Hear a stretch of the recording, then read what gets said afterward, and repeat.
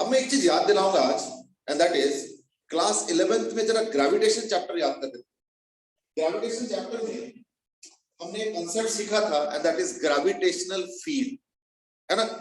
तो आज हम लोग उसका काउंटर पार्ट करेंगे and that is electric field. अब बताओ, ग्रेविटेशनल फील्ड तो जानते ही हो क्या होता है, क्लास 11th में तुम लोगों ने ग्रेविटेशनल फील्ड पढ़ा हुआ है। आज मैं बात कर रहा हूं इलेक्ट्रिक फील्ड के बारे में, ठीक है। तो इलेक्ट्रिक फील्ड को कैसे डिफाइन करेंगे, तो may be somebody can take the clue।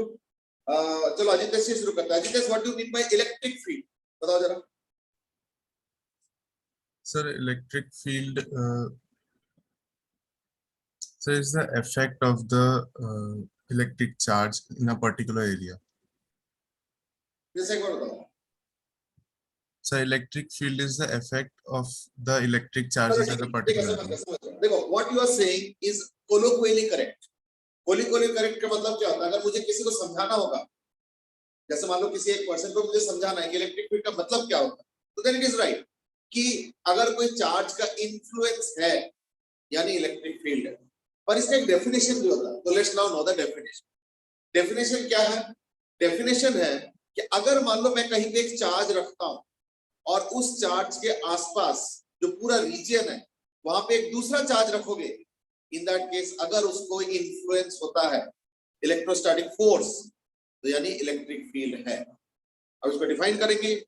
Electric field is the region in space where if we put a charge, if we put a charge, it experiences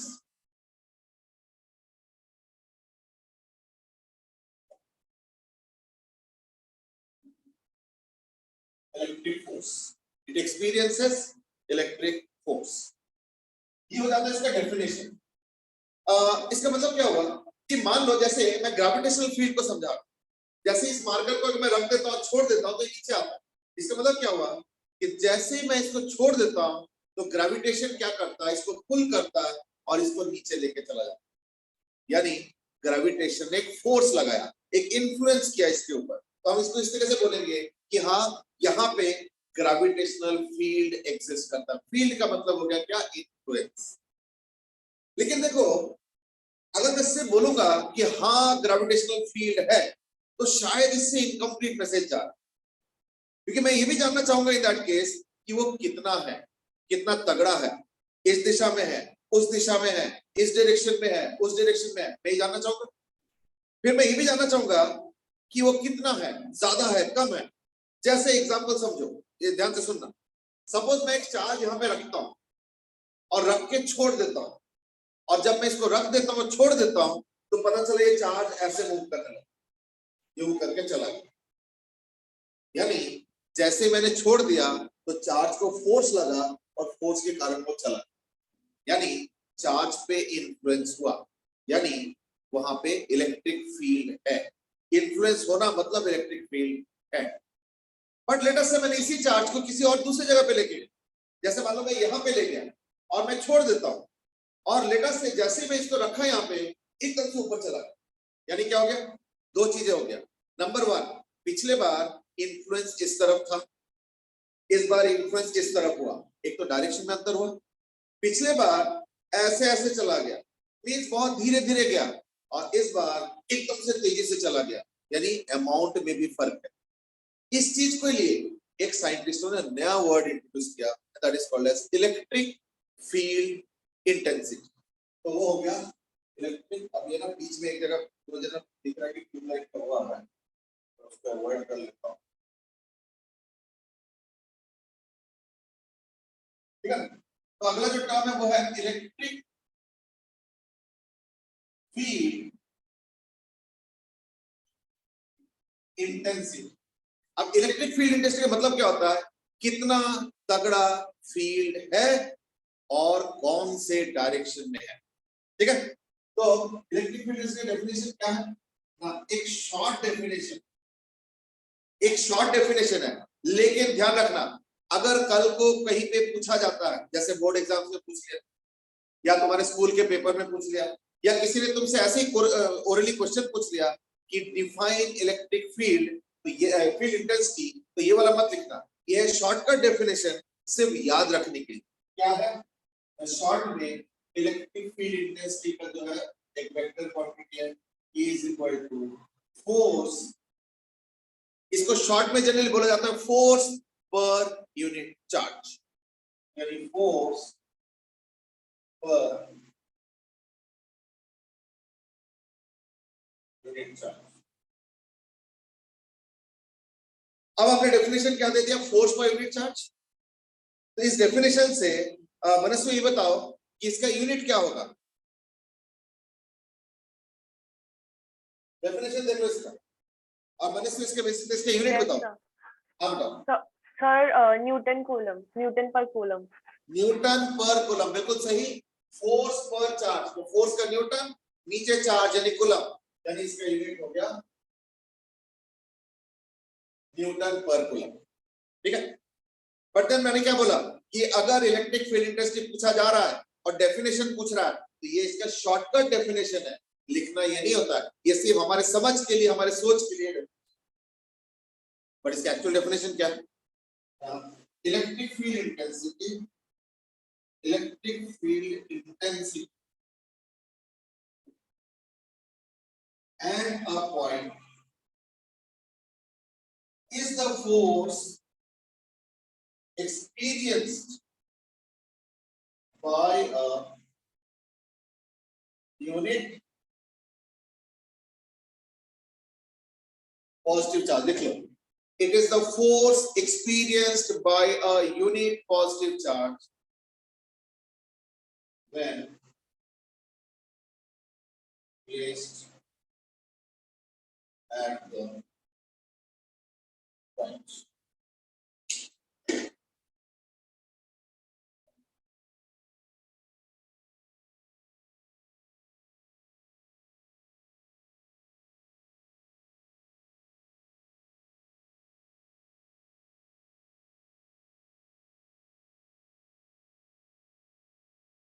इसको लिख लो, इलेक्ट्रिक फील्ड इंटेंसिटी डेफिनेशन क्या हो गया ना, at a point, यानी किसी एक point का इलेक्ट्रिक फील्ड इंटेंसिटी क्या होगा। इसको समझ भी लो, जहां पे इलेक्ट्रिक फील्ड इंटेंसिटी पूछा जा रहा है वहां पे हम क्या करेंगे, एक यूनिट पॉजिटिव चार्ज रखेंगे। यूनिट पॉजिटिव चार्ज मतलब होता है 1 कूलम। उस 1 कूलम चार्ज पे जो फोर्स लग रहा होगा वही है वहां का इलेक्ट्रिक फील्ड इंटेंसिटी। बड़ा सिंपल चीज है ये, almost same as that of gravitation. अभी जब क्वेश्चन करेंगे तो देखना तुम खुद रियलाइज करना। अभी क्वेश्चन करें थे, अच्छा क्वेश्चन करने के पहले हम देखते हैं कि electric field intensity due to point charge क्या होता है। अब हम बात करेंगे electric field intensity due to, हम बात कर रहे हैं electric field intensity due to point charge. तो क्या होगा ना, E इज इक्वल टू, आप देखो सपोज यहां पे क्यू चार्ज है और हमें पॉइंट P पे इलेक्ट्रिक फील्ड इंटेंसिटी चाहिए, लेट्स से यहां, और वो पॉइंट P मान लो स्मॉलर डिस्टेंस दूर है, तो क्या करेंगे, मैं यहां पे 1 कूलम चार्ज लगा,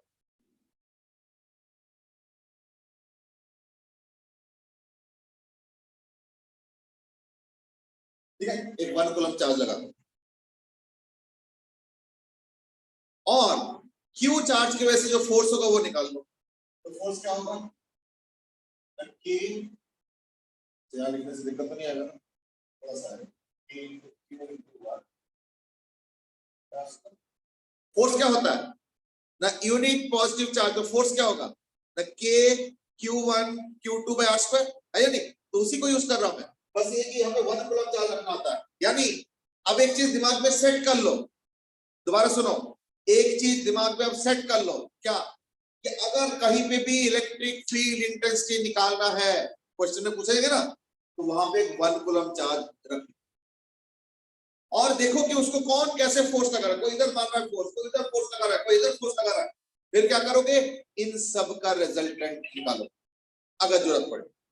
ठीक है, चलो, तो F = K × 1 by r square, यानी एक कैपिटल Q चार्ज के वजह से r डिस्टेंस दूर जो फील्ड इंटेंसिटी होगा उसका जो वैल्यू होगा वो कितना होगा, ये q बाय r। ठीक है, मैं ना सर ये capital Q small q by r square, ये हो गया f। तो E क्या होगा, f बाय q। तो एक्चुअली मैंने क्या किया, मैंने उसको भी शॉर्टकट कर दिया। कैसे, ना देखो अल्टीमेटली f बाय q जब करोगे तो ये q और इसके q कैंसिल हो जाएगा ना, तो हो जाएगा k capital Q by r square और स्मॉल q तो कैंसिल होगा ना।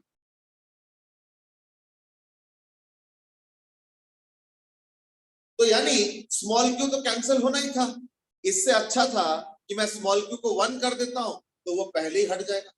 ये चीज किया है, तो यानी क्या किया, देखो k capital Q by r square. यानी इलेक्ट्रिक फील्ड इंटेंसिटी को विजुअलाइज कैसे करेंगे, force on a unit positive charge, बस ये डेफिनेशन। इसी को बोला जाता है फोर्स पर यूनिट चार्ज। तो वही स्मॉल q से डिवाइड करते हैं,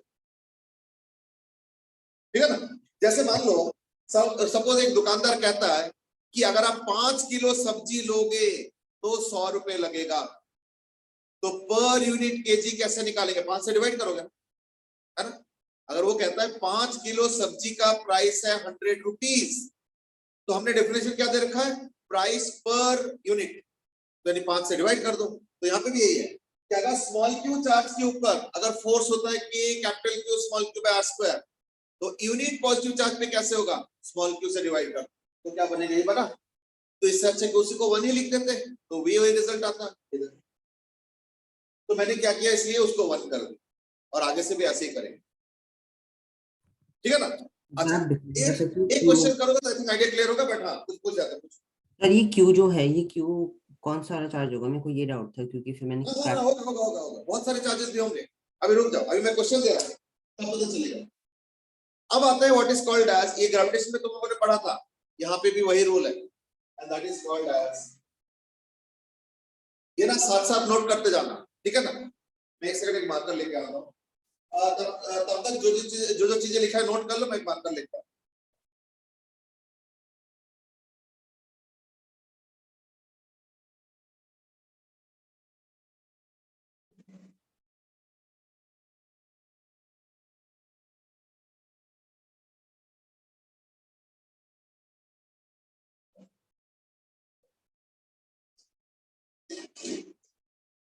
देखो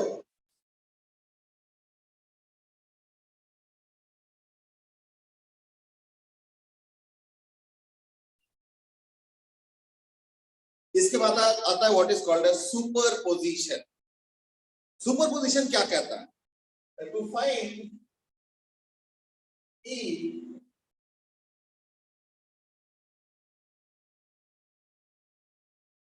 अगर मान लो एक के जगह कई सारे चार्जेस होंगे तो फिर क्या करो, इन दैट केस क्या करेंगे, एक चार्ज लो उसका इंटेंसिटी निकालो, दूसरा चार्ज लो उसका भी इंटेंसिटी निकालो, तीसरा चार्ज लो उसका भी इंटेंसिटी निकालो, इन सबको निकालने के बाद वेक्टर समेशन करेंगे, उसी को कहते हैं सुपरपोजिशन। तो सुपरपोजिशन प्रिंसिपल अगर कभी आ जाए डेफिनेशन में तो क्या है, to find E due to multiple charges, ठीक है ना, due to multiple charges we find the E मतलब electric field intensity due to each charge, यानी एक एक चार्ज के वजह से जो फील्ड इंटेंसिटी क्रिएट हो रहा है पहले वो फाइंड आउट करेंगे एंड देन add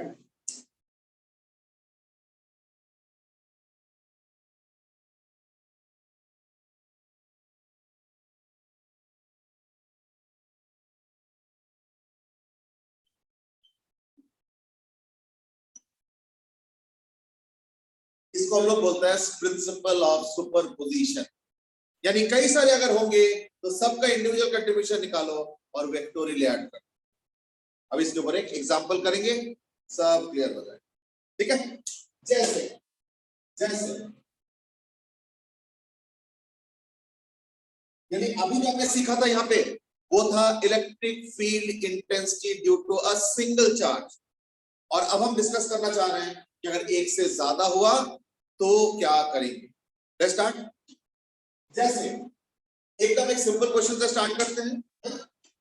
सपोज मैं कहता हूं कि यहां पे एक चार्ज है,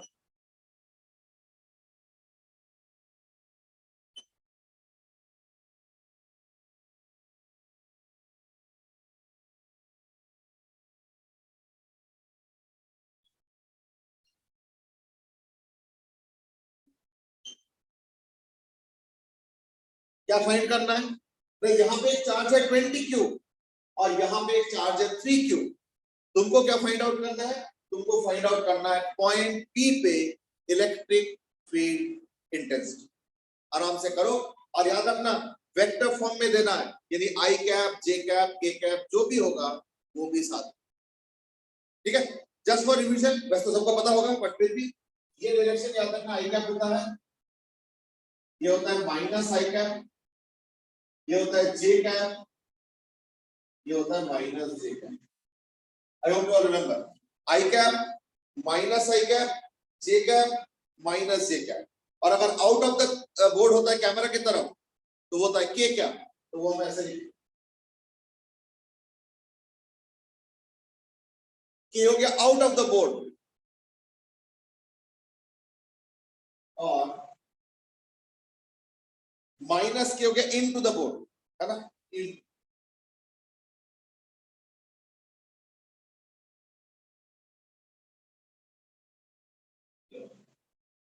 ये आउट ऑफ द बोर्ड है और ये इन टू द बोर्ड। तो ये डायरेक्शन ध्यान रखते हुए इस क्वेश्चन का यहाँ पे आंसर दो। बहुत आसान क्वेश्चन है, थोड़ा जल्दी करो।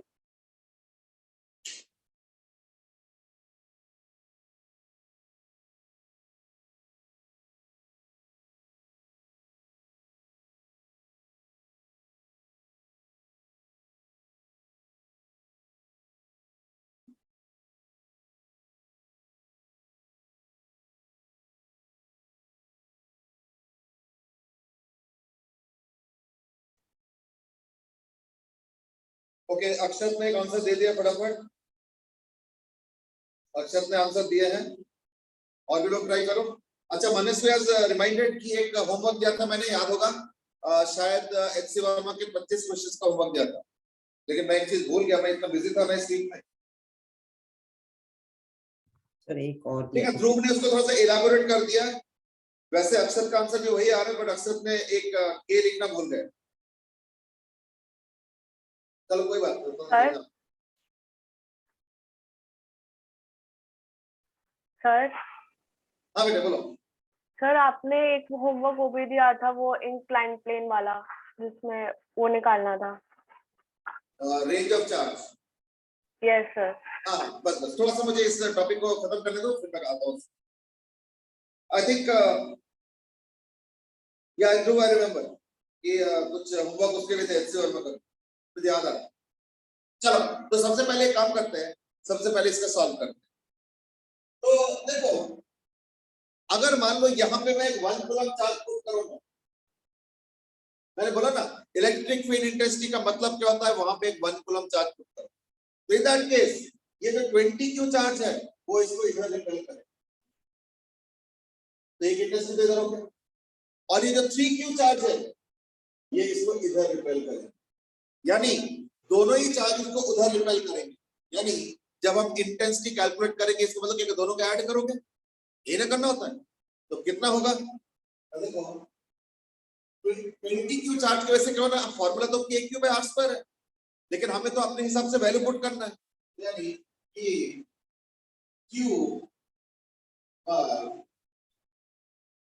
ध्यान रखना पॉइंट P यहां से 2R डिस्टेंस दूर है, ये छोटी छोटी चीज है, प्लस 3Q चार्ज की वजह से भी पॉइंट P पे इंटेंसिटी बनेगा, क्या बनेगा, वही formula KQ by R square, यानी KQ बाय R स्क्वायर। और दोनों ही उसी डायरेक्शन में धक्का मार रहे हैं टेस्ट चार्ज को, इसको हम लोग बोलते हैं टेस्ट चार्ज। जो चार्ज यहाँ पे रखता है ना 1 कूलम चार्ज, उसको हम लोग बोलते हैं टेस्ट चार्ज। तो टेस्ट चार्ज को फोर्स क्या लगेगा, वही इंटेंसिटी, और कौन से डायरेक्शन में, आई कैप।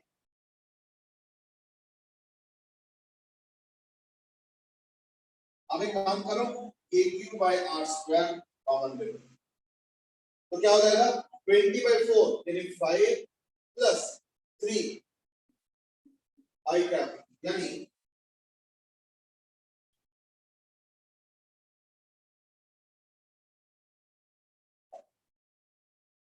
अब मैं देख रहा हूँ सब लोगों ने 8 KQ by R square का आंसर दिया है, मोस्टली सब लोगों ने दिया है, जितने लोगों ने आंसर दिया है। रोहन तुमने आंसर ले दिया, देखो रोहन चेक कर लो। अनु समझ में आ गया क्वेश्चन का आंसर? अनु ये नहीं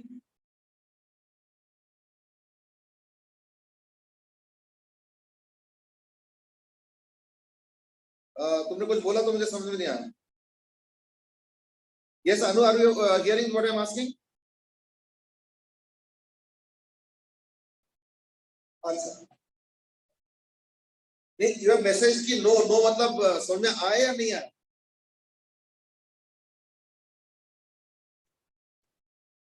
तो दोबारा आंसर मैसेज कर देना।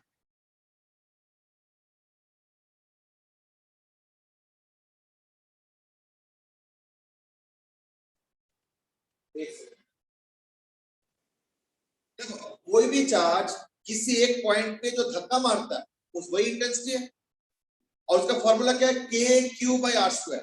तो ये जो 20Q चार्ज है उसकी वजह से यहाँ पे इंटेंसिटी कितना होगा K into 20Q by R। R मतलब क्या होता है डिस्टेंस, तो कितना डिस्टेंस है 2R, ये देखो R नॉट 2R, देखो 2R का होल, तो फॉर्मूला है KQ by R square, but Q की जगह क्या पुट करो 20Q, और यहां से यहां तक का डिस्टेंस क्या हो गया 2R, तो 2R का होल स्क्वायर आ गया। और एक की 3Q चार्ज की वजह से 3Q वाला जो चार्ज है वो भी इस 1 कूलम चार्ज को इधर धक्का मारेगा, तो जब दोनों ही उधर धक्का मार रहा है तो अगर एक मान लो 5 न्यूटन फोर्स दे रहा है और अगर एक 2 न्यूटन फोर्स दे रहा है, मैं एक एग्जांपल लेता हूं, तो क्या होगा 5 और 2 ऐड होके कितना हो जाएगा 7 न्यूटन, तो वही यहां पे होगा, यानी KQ by R square और क्या I कैप डायरेक्शन। तो ये फॉर्मूला आ गया। अब K की बात को कॉमन लो तो 20/4 5 और 3 आ गया, तो 5 + 3 8, यानी 8 KQ upon R square I cap. ठीक है, अब अगर कोई दिक्कत है तो पूछ लो फटाफट। अब समझ आ गया? अच्छा रोहन तुम भी जवाब दे दो बेटे। That was about the superposition. अब हम एक काम करते हैं, अब एक नेगेटिव चार्ज का भी क्वेश्चन कर लो, है ना। जैसे सपोज एक क्वेश्चन है,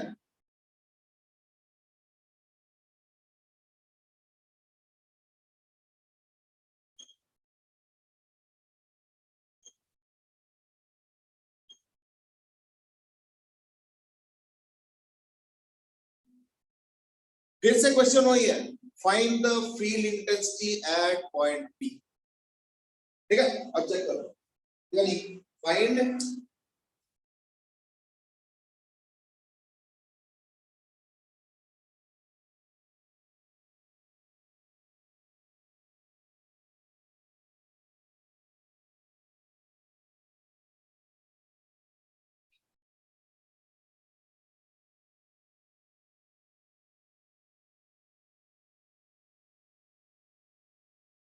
find E at point P, जल्दी करो।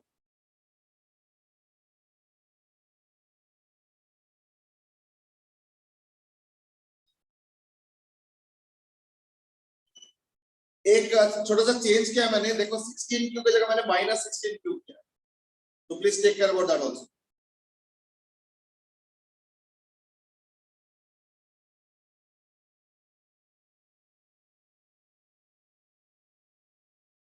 ओके, इसका आंसर मैं जल्दी उम्मीद कर रहा था और जल्दी आ भी गया है। अरमान ने तुरंत आंसर दे दिया 7 KQ by R square I cap. Akshat ने भी दे दिया 7 KQ by R square I cap. Okay,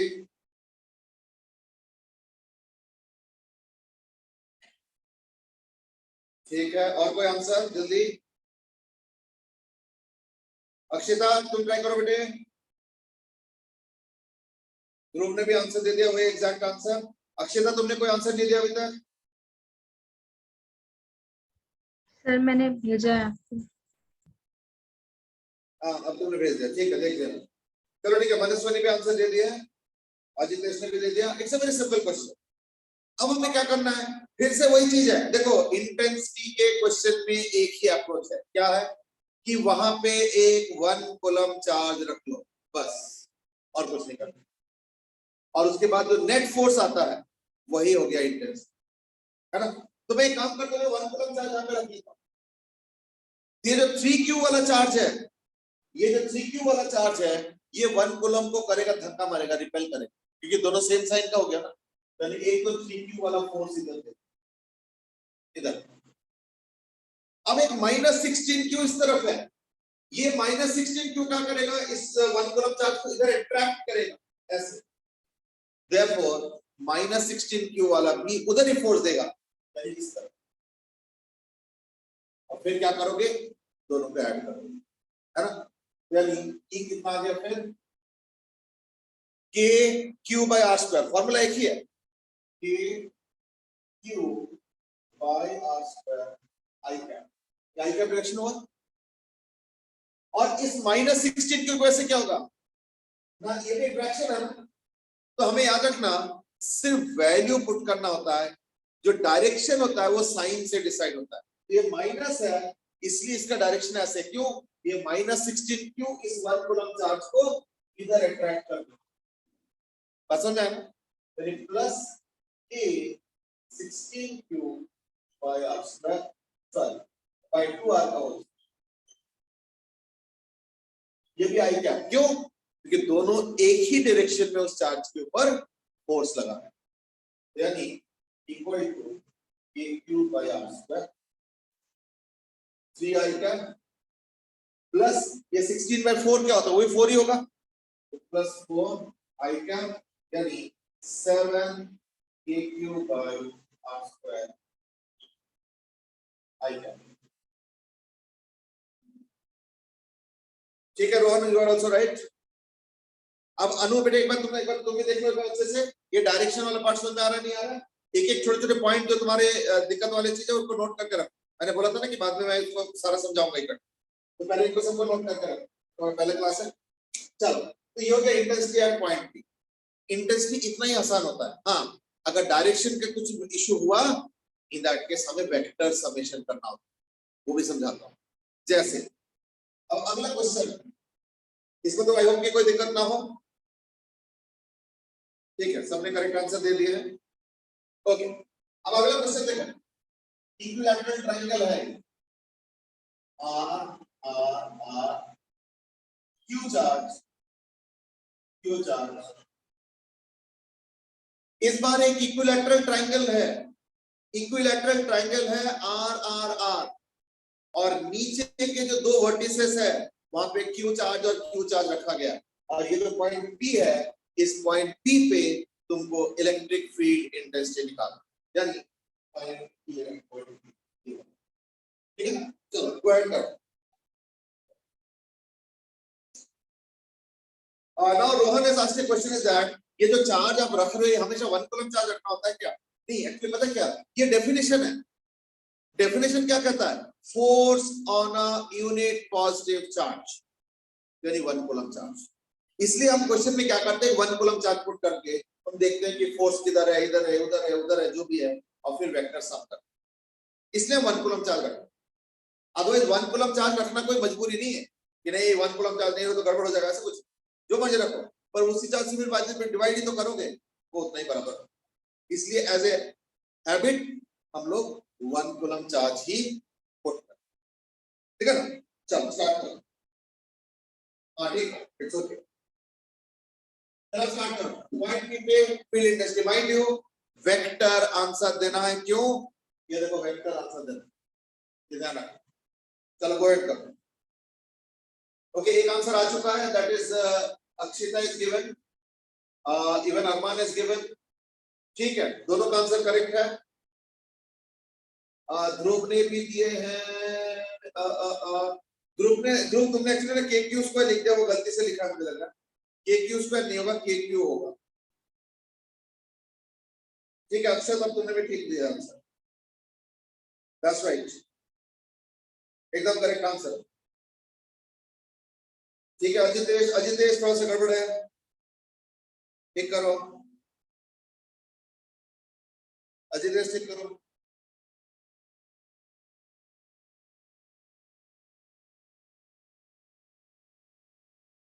चलो अब मैं स्टार्ट करता हूं। देखो पहली बात तो अप्रोच एग्जैक्टली वही है, एक 1 कूलम चार्ज यहाँ पे रखा, तो फिर क्या होगा ना, उस 1 कूलम चार्ज को, तो लैंग्वेज ध्यान से सुनना क्योंकि लैंग्वेज से धीरे धीरे समझ बनेगा। इस 1 कूलम चार्ज को ये जो क्यू चार्ज है वो इधर रिपेल करेंगे,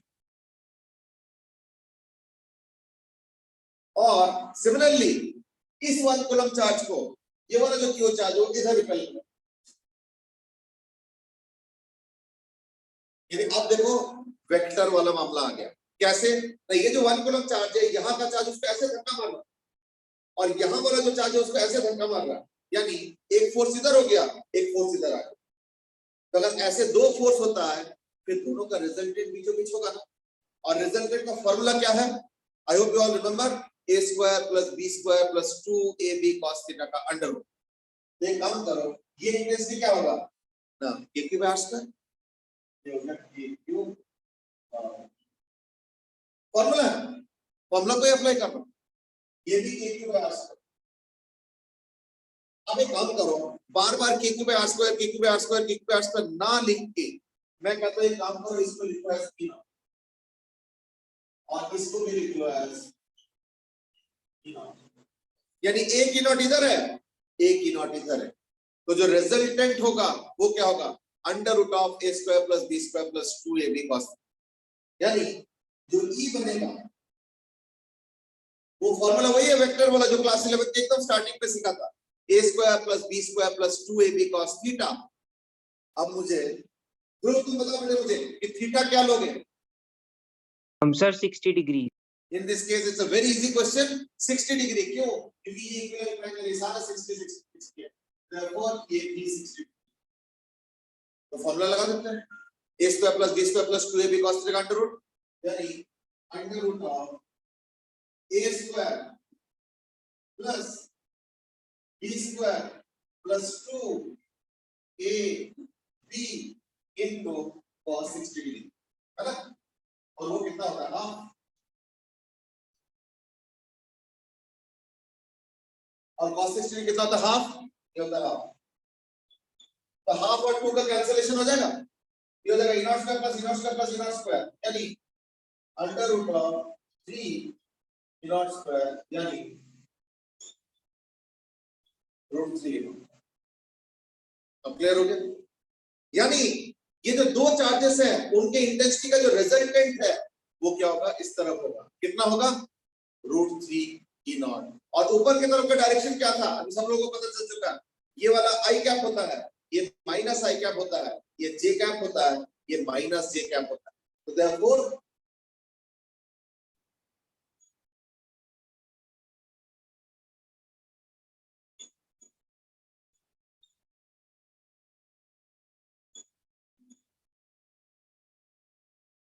देख लो जैसे, ठीक है? अब एक काम करो, थोड़ा ध्यान से इसको क्वेश्चन सॉल्व करना आराम से। मैं क्वेश्चन में एक चेंज कर रहा हूं, मैं क्वेश्चन में एक चेंज कर रहा हूं और उस चेंज के बेसिस पे नया क्वेश्चन का आंसर दे दो। आई होप कि समझ आ गया होगा, किसी को नहीं आ रहा है तो जरूर पूछ लेना। और वो है कि सपोज अगर क्यूब के लिए इसको रख देता हूं एज माइनस,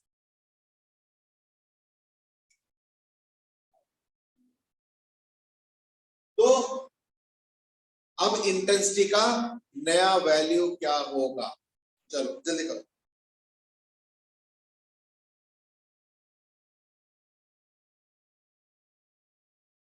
अक्सर तो गिवन के आपका आंसर जीरो हो जाएगा, देखता हूं अगर जीरो आता है तो। और क्या आंसर? अक्षर तो सेट के जीरो हो जाएगा। Arman has given a different answer, that is square root of 2k³ by r square. अच्छा, now Akshat has changed the answer कि ये जीरो नहीं होगा, चलो कोई नहीं, चेंज कर लो answer. Akshita has given the answer as k³ by r square I क्या? अरमान तुमने आंसर वेक्टोरियल दिया था या वैसे दे दिया? सर वेक्टोरियल ही है। अच्छा वेक्टोरियल दिया, एक मिनट चेक कर ऊपर से लगा। ठीक है, और तुम्हारा 2k³ square by r square है, k³ बाय r स्क्वायर है। और इसका answer k³ bye r square है और स्क्वायर रूट 2 है। आंसर है स्क्वायर रूट ऑफ 2 के cube by are square. Okay, मैं देखता हूं। रोहन ने भी आंसर दे दिया। आंसर सब कुछ सेम आएगा लेकिन डायरेक्शन आई कैप हो जाएगा। Okay, that's an interesting answer. चलो ठीक है, पहले इसको फिजिकली जरा समझा जाए, क्या चेंज आ रहा है। तो बस ये माइनस क्यू हो गया, यानी ये जो क्यू चार्ज है ये यहाँ के 1 कूलम चार्ज को अभी भी उतना ही रिपेल करेंगे, उसमें कोई चेंज नहीं। पर हाँ, ये जो माइनस क्यू चार्ज है ये अब 1 कूलम को रिपेल नहीं करेगा, अब ये अट्रैक्ट करेंगे, यानी इसका इधर ना होकर इधर हो जाएगा, यानी ये मिटा देगा और ये इधर हो जाएगा।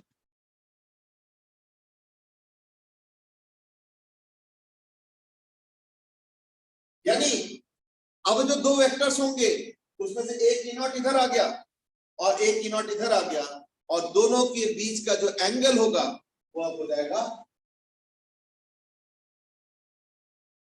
बस इतना ही चेंज है। नॉट ओनली दैट, अगर एक फोर्स ऐसे होता है और अगर एक ऐसे होता है तो दोनों का रिजल्टेंट बीचों बीच होगा, ऐसे कर।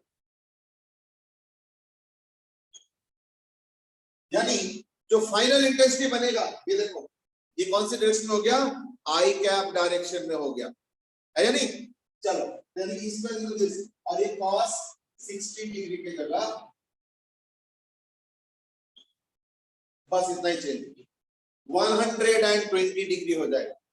बाय द वे 120 डिग्री का वैल्यू क्या होता है, -हाफ, याद करके। ये -हाफ होगा तो जो एक है उसका कैंसिल हो जाएगा, यानी क्या होगा, ये हो जाएगा।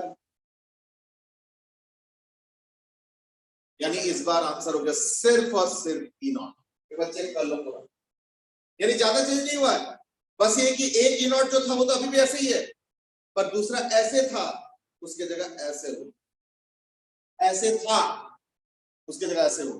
क्यों? क्योंकि माइनस क्यू, ये जो माइनस क्यू चार्ज है ये इस 1 कूलम चार्ज को अट्रैक्ट करेगा इस तरह, इसलिए इस तरह, और एंगल 120 डिग्री हो गया, तो जिसके वजह से हो जाएगा E is equal to Q by R square और J कैप के तक हो गया I कैप। ठीक है ना, चलो ठीक है, अरमान ने भी अपना आंसर चेंज कर लिए, ठीक है, इट्स फाइन है। चलिए आंसर आ गया Q by R square आई। यानी देखो हम क्या कर रहे हैं, हम सिर्फ और सिर्फ वेक्टर समेशन कर रहे हैं और तो कुछ नहीं कर रहे। That's precisely the answer. ठीक है, चलो अब मैं एक और क्वेश्चन पूछूंगा, इस वाले क्वेश्चन का भी आंसर दो। अच्छा, अब एक काम करना, answer I cap J cap के फॉर्मेट में देना है और ई नॉट के टर्म्स में, बार बार के क्यू बाय आर स्क्वायर लिखने की जरूरत नहीं है, तुम लोग ई के टर्म्स में लिख दो, कैपिटल ई, या ई नॉट लिखना चाहते हो ई नॉट लिख दो, ई के टर्म्स में दे सकते हो। चलो क्वेश्चन थोड़ा सा अलग है, बस थोड़ा सा ही अलग है, ऑलमोस्ट सेम।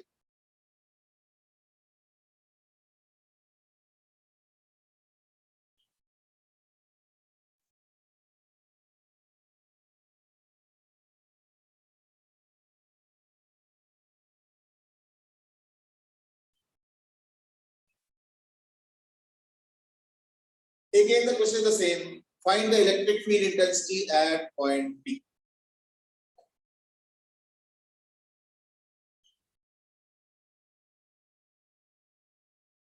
चलो स्टार्ट करो। इस बार आंसर E के टर्म्स में भी दे सकते हो, बार बार के क्यू बाय आर स्क्वायर लिखने का इतना कोई जरूरत नहीं। ठीक है, चलो स्टार्ट करो। ठीक है, Dhruv you given the right answer, Armaan ने भी बाद में चेंज करके करेक्ट कर लिए हैं और उसके बाद करेक्ट आंसर दिए। ठीक है, अक्षित तो बहुत पहले दिए, ठीक है।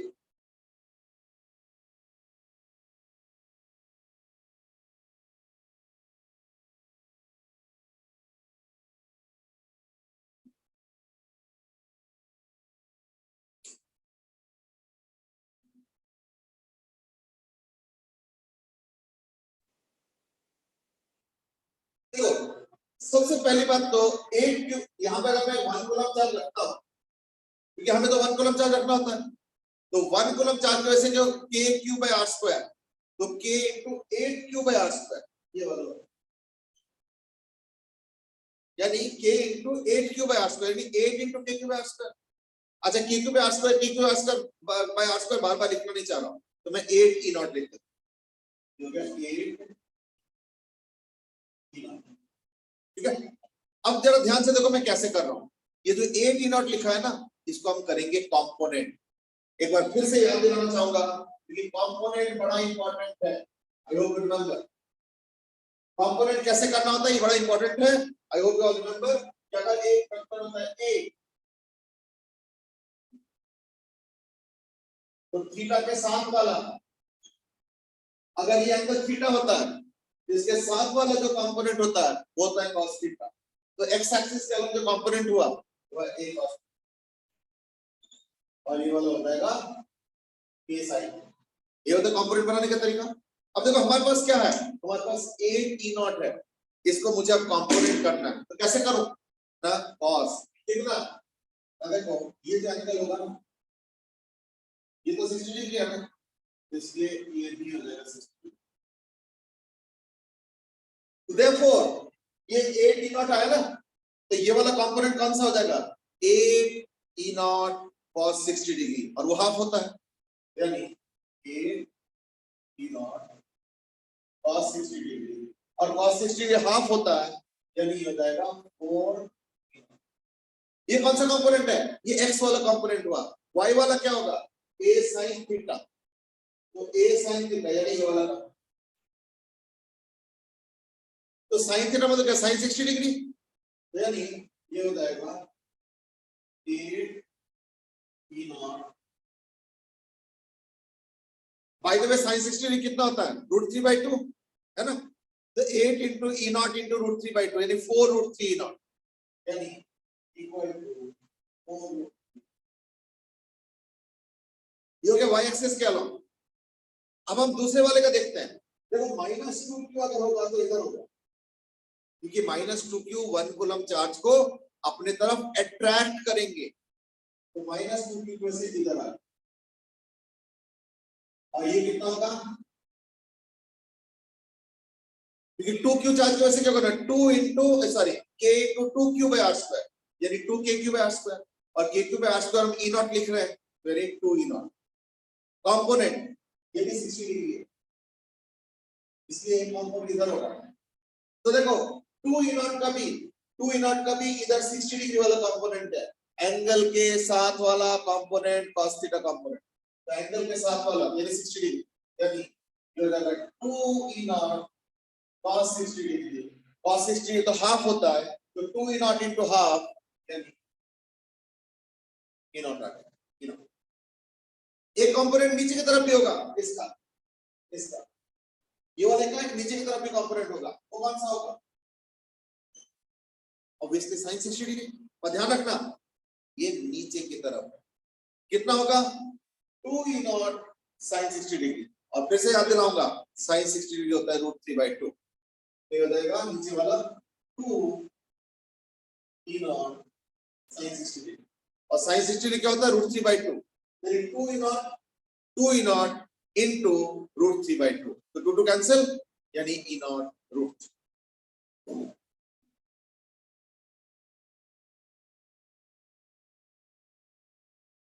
अब थोड़ा सा तसल्ली से करो, ध्यान से। जब मैं इसको वेक्टर के लिए लिखूंगा तो कैसे लिखूं, है ना। तो देखो जो आई कैप के अलोंग है वो दोनों एक ही डायरेक्शन में, ये देखो 4 e नॉट और 2 e नॉट दोनों एक ही डायरेक्शन में, यानी 6 e not.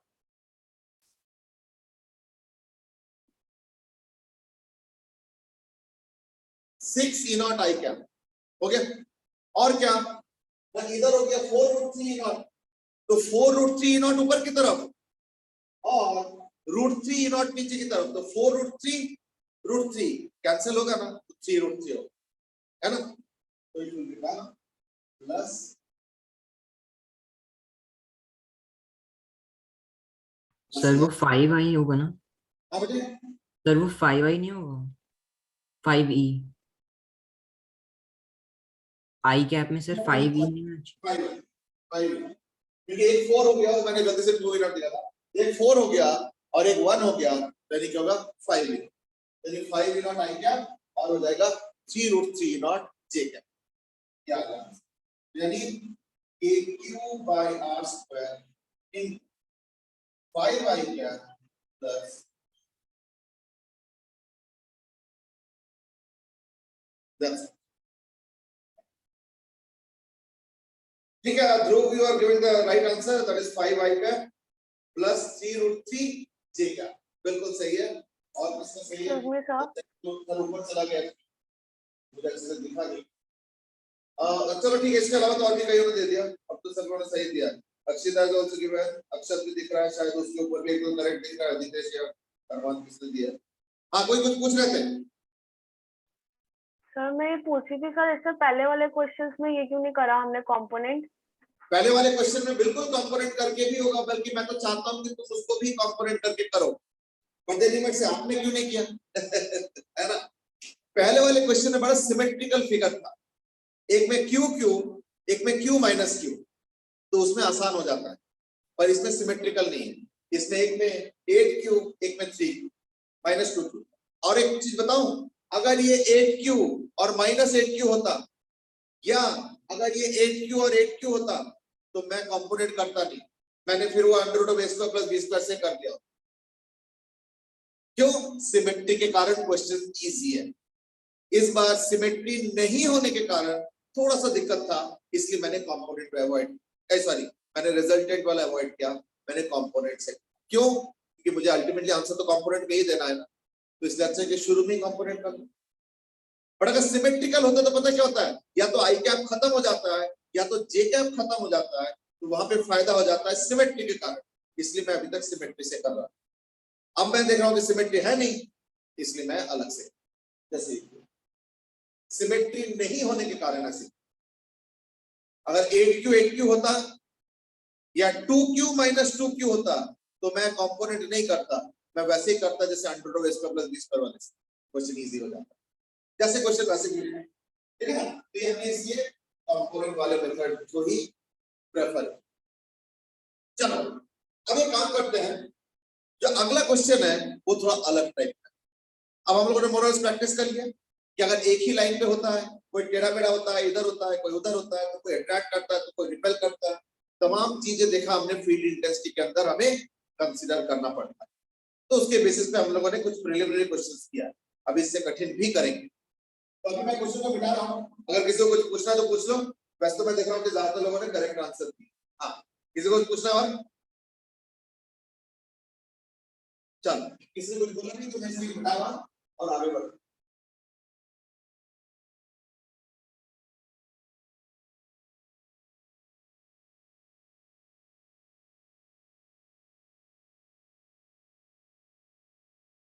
Next question is a little different, थोड़ा सा अलग।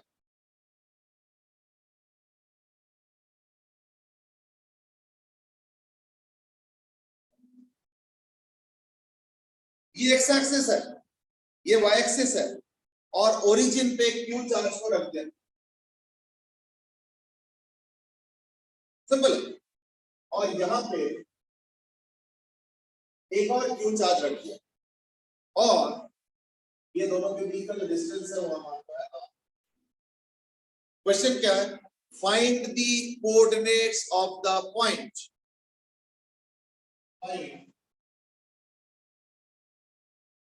Find where on x axis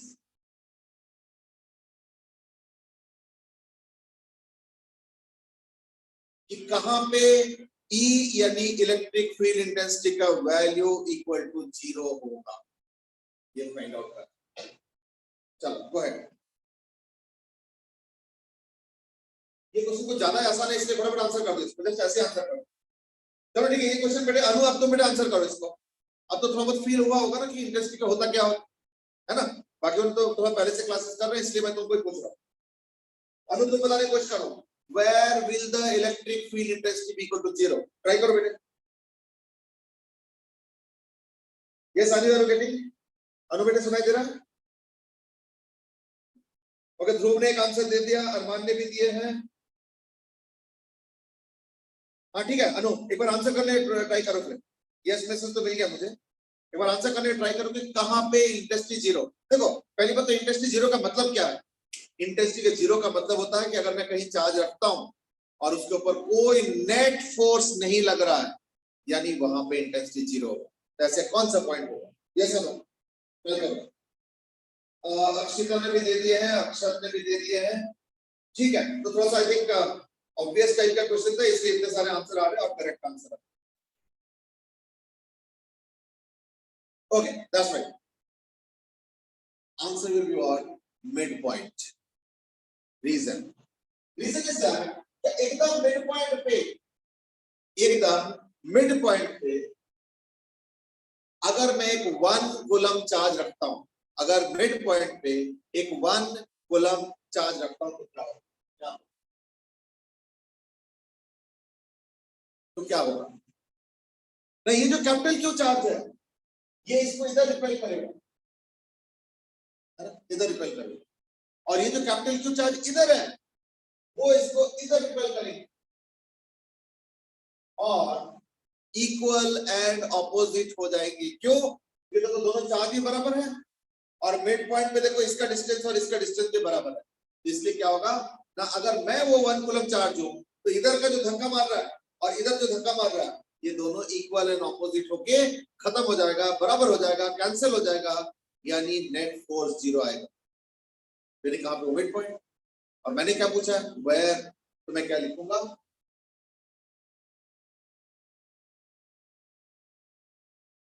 ये क्वेश्चन मुझे मालूम है कुछ ज्यादा इजी था, इसलिए इस क्वेश्चन को लिए तो कुछ सॉल्व करने की जरूरत नहीं, ये तो देख के ही बता दो कि यहाँ पे अगर क्यू क्यू चार्ज होता है और अगर एकदम मिड पॉइंट पे कोई दूसरा चार्ज पुट करोगे तो उसके ऊपर ऐसे धक्का लगेगा, दो फोर्सेस, और इक्वल एंड ऑपोजिट होने के कारण क्या होगा? दोनों बैलेंस कर जाएंगे, दोनों इक्वल एंड ऑपोजिट होके कैंसिल होके 0 हो जाएंगे, होना चाहिए। चलो ठीक है, अब मैं बाकियों से नहीं पूछूंगा। एक तो कि रोहन ने भी एक दो क्वेश्चन का आंसर दे दिया है। रोहन और अनु, ये जो r/2 क्लियर हो गया, समझ में आ रहा है? थोड़ा जल्दी बता दो। यस रोहन, चलो ठीक है, रोहन ने यस बता दिए, अनु यस आगे समझ में आ गया, चलो ठीक है। अब मैं क्वेश्चन चेंज करूंगा ऑब्वियसली, ये थोड़ी एग्जाम में आएगा इतना आसान।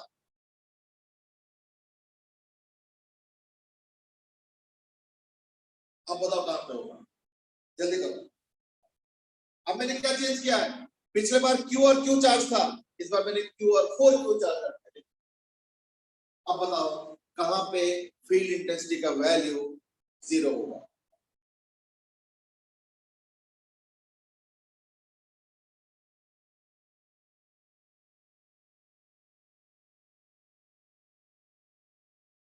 मैं वेट कर रहा हूं, अभी तक आंसर आया नहीं है।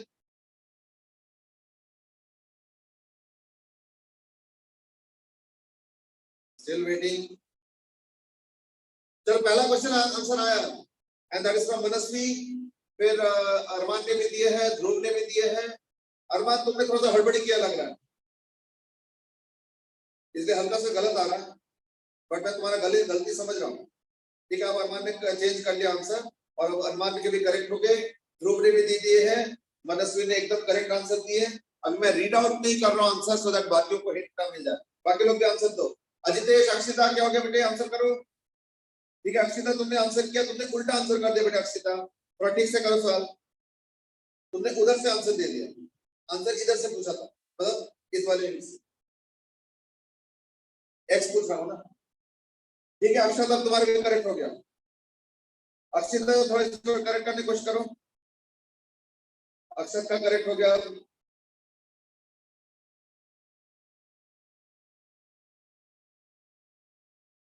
चलो ठीक है, अब मैं आंसर दे रहा हूं।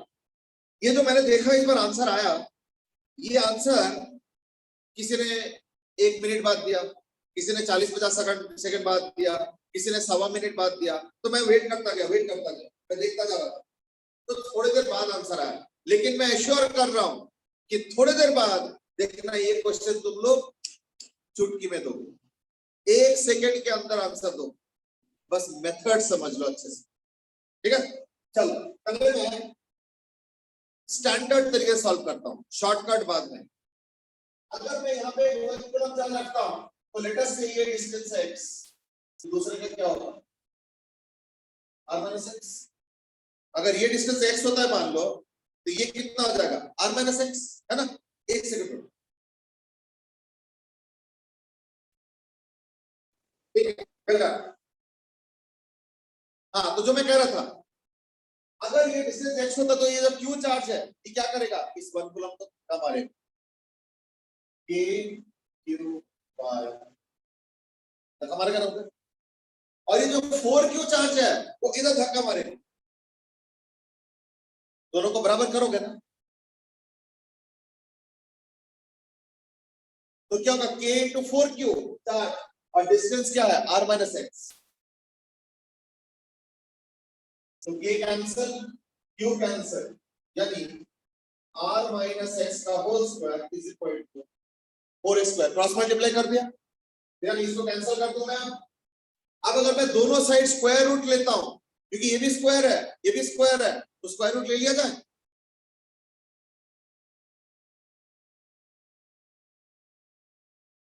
स्क्वायर रूट ले लिया तो क्या होगा, 4x स्क्वायर का क्या होगा 2x, और r minus x whole square का स्क्वायर रूट क्या होगा r minus x, तो इसी तरह चला जाएगा, यानी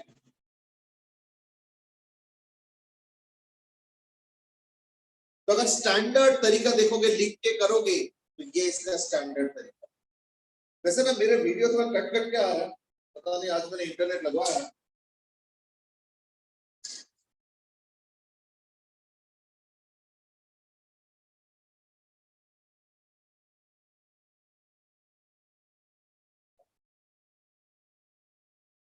वैसे इंटरनेट तो सही होना चाहिए था बट थोड़ा सा कट कट के आ रहा है, चलो कोई नहीं, दोबारा सॉल्व कर लो। तो ये हो गया इसका तरीका, लेकिन अब मैं तुमको ऐसे तरीका सिखाऊंगा जिससे कि तुम एकदम फटाफट सॉल्व कर लो। थोड़ा सा डिस्कशन कैसे कर रहा हूं मैं, जरा एक बार ध्यान से सुनो। सपोज मैं वो 1 कूलम चार्ज हूं, मैं वो 1 कूलम चार्ज हूं, इधर q चार्ज है और इधर है 4q चार्ज, इस तरफ q चार्ज है इस तरफ 4q चार्ज है, लेकिन दोनों मुझे इक्वली धक्का मार रहा है, पर इधर का चार्ज तो 4 टाइम्स है ना, थोड़ा ध्यान से सुनना, इधर का चार्ज 4 टाइम्स है, लेकिन फिर भी फोर्स मेरे ऊपर बराबर होके कैंसिल हो रहा है ना। इसका मतलब क्या हुआ कि डिस्टेंस का स्क्वायर 4 टाइम्स हुआ है या नहीं, तेरी डिस्टेंस का स्क्वायर अगर 4 टाइम्स होता है तो डिस्टेंस क्या होगा 2 टाइम्स होगा, है ना, डिस्टेंस 2 टाइम्स होगा। थोड़ा ध्यान से सुन लो, अगर डिस्टेंस का स्क्वायर 4 टाइम्स होना पड़ेगा, क्यों, क्योंकि अगर चार्ज 4 टाइम्स है तो उसको कंपेंसेट तो करोगे, कैसे करोगे, 4 टाइम्स और नीचे डिस्टेंस स्क्वायर, वो भी अगर 4 टाइम्स हो जाए तो कंपेंसेट हो जाए। डिस्टेंस का स्क्वायर अगर 4 टाइम्स होता है तो डिस्टेंस क्या होगा 2 टाइम्स होगा। अगर मैं 1 कूलम चार्ज हूं और इधर का डिस्टेंस x होगा तो इधर कितना हो जाएगा 2x होगा, यानी टोटल कितना हो गया x + 2x यानी 3x, तो टोटल क्या होगा 3x = r, 3x = r यानी x = r। अब तो ना, अरे बाप रे, आपने क्या किया, कुछ जल्दबाजी में कुछ तो कर दिया। अब मैं फिर से बताता हूं, इधर का चार्ज क्यों है, इधर का 4q है, फिर भी मुझे इक्वली धक्का मार रहा है, तो चार्ज ज्यादा है फिर भी धक्का मार रहा है इक्वली, ऐसे कैसे हो सकता है, तो तभी हो सकता है जब चार्ज अगर 4 टाइम्स है और डिनोमिनेटर में डिस्टेंस भी 4 टाइम्स, डिस्टेंस का स्क्वायर भी 4 टाइम्स हो जाए तो कैंसिल हो जाता है आपस में। तो डिस्टेंस का स्क्वायर अगर 4 टाइम्स होता है तो डिस्टेंस को ट्वाइस होना पड़ेगा, 2 टाइम्स होना पड़ेगा, 2 का स्क्वायर होता है, यानी अगर इधर का डिस्टेंस x होता है तो इधर भी कितना हो गया 2x हो गया, तो टोटल डिस्टेंस क्या हो गया x + 2x, लेकिन डिस्टेंस यानी 3x r हो गया, तो अगर 3x r होगा तो x कितना हो गया r/3।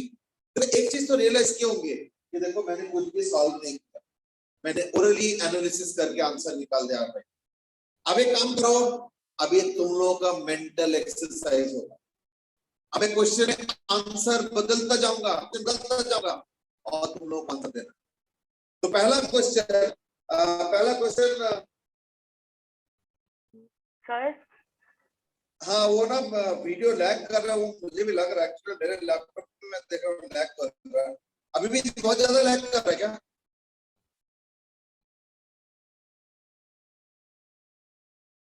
अरमान इज सेइंग कि हाँ लैगिंग कर रहा है, तो सबको लैग कर रहा है क्या? Yes sir. हाँ मुझे लग रहा है। चलो मैं ना थोड़ा सा स्लोली बोलता हूँ। अगला क्वेश्चन,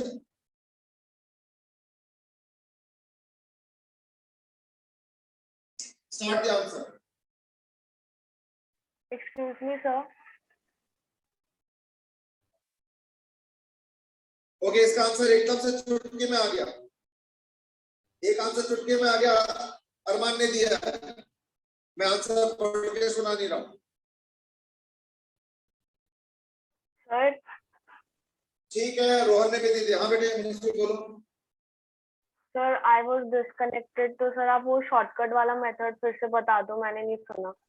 हाँ, मैं इस क्वेश्चन को जब डिस्कस करूंगा तो बता दूंगा, ठीक है ना। रोहन, तुम्हारे आंसर भी करेक्ट है, ध्रुव ने करेक्ट आंसर दिया है, अरमान ने भी करेक्ट आंसर दिए हैं। वैसे मुझे अजय से पूछा था।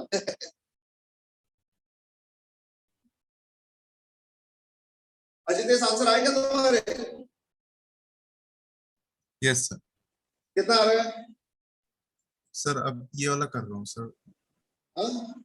सर ये वाला कर रहा हूँ, मुझे लगा आप पिछले वाले पूछ रहे थे। नहीं, पिछले वाला नहीं, अब जो मैंने दिया उसको बता रहा हूँ। ठीक है, आंसर also correct.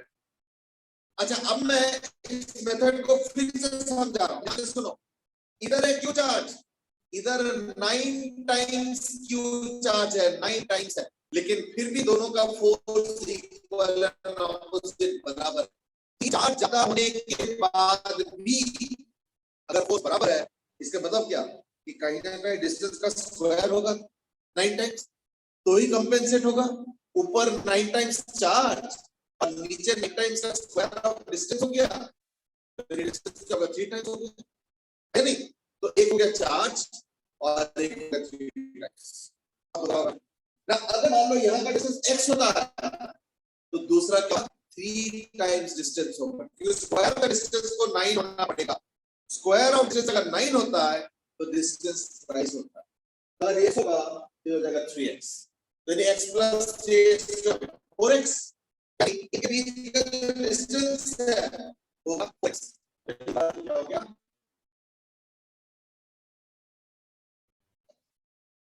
मनस के प्रकार से देख लो, समझ में आ गया बेटे? यस मनस?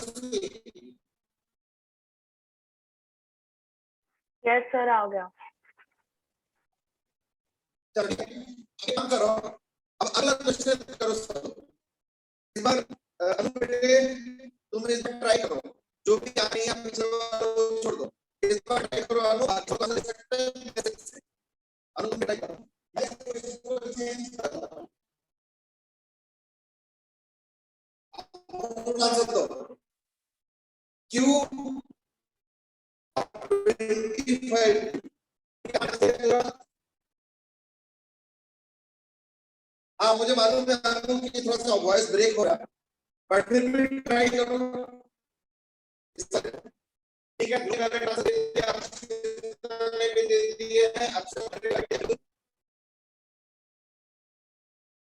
एकदम करेक्ट है, ठीक है।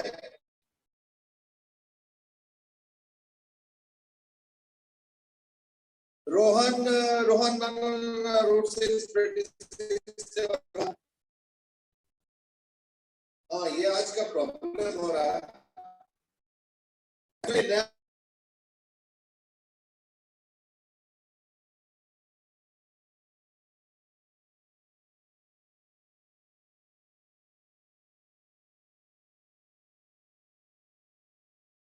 एक तरफ का चार्ज क्यू है, दूसरी तरफ का 25 क्यू, लेकिन चार्ज 25 टाइम्स होने के बाद भी देखो दोनों का बराबर फोर्स आता है, तो यानी कहीं ना कहीं डिस्टेंस का स्क्वायर 25 है, इसलिए ऊपर 25 नीचे 25 खत्म हो रहा है, कैंसिल हो रहा है। तो अगर डिस्टेंस का स्क्वायर 25 है, यानी डिस्टेंस का 5 टाइम्स, यानी एक तरफ का जो अगर x होता है तो दूसरे तरफ का क्या होगा 5x, तो टोटल कितना हो गया 6x।